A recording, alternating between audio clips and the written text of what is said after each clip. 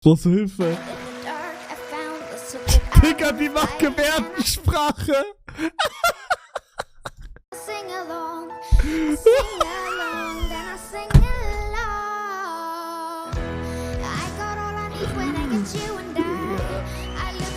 Ja, aber stell dir vor, die macht das echt.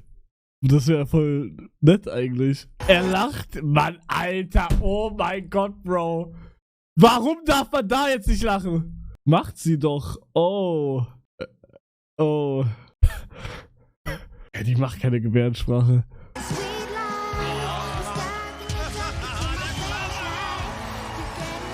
Die macht Gebärdensprache.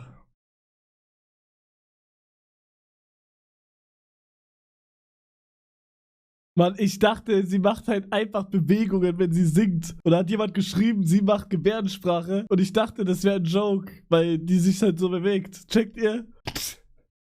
Mann, Alter, vor allem, was wäre jetzt? Was? Okay, ganz kurz.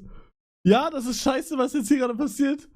Aber was wäre schlimm, wenn ich jetzt auch gelacht hätte mit dem Sinn, dass sie wirklich Gebärdensprache macht? Ja, okay, doch, das ist schon scheiße, ihr habt recht. Aber habe ich ja nicht. Ich habe gelacht, weil ich dachte, jemand hat einen Joke darüber gemacht, wie sie ihre Finger bewegt. Weil manche singen ja so. Und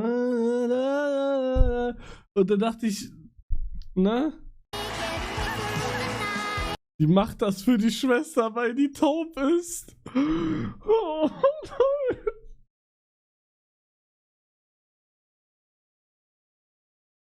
Ich spende 100 Euro an Taube. Also an Leute, die daran forschen. Okay, ich spende bei Rohan einfach, okay? Das ist zwar jetzt nicht für Taube, aber das ist auch für guten Zweck. Hab gespendet. Die ist wirklich. Oh. Also, Hugo, ich sag dir ganz ehrlich, falls du den Stream hier gerade guckst, Hugo, ich weiß nicht, ob du den Stream offen hast, aber Hugo, ich sag dir ganz ehrlich, wenn du nicht mindestens, nach diesem Clip, nicht mindestens 2000 Euro spendest, kommst du. Was sind 2000 Euro? Also, nach so einem Clip, Hugo, 250 Lacher-Euro. Ist das geisteskrank.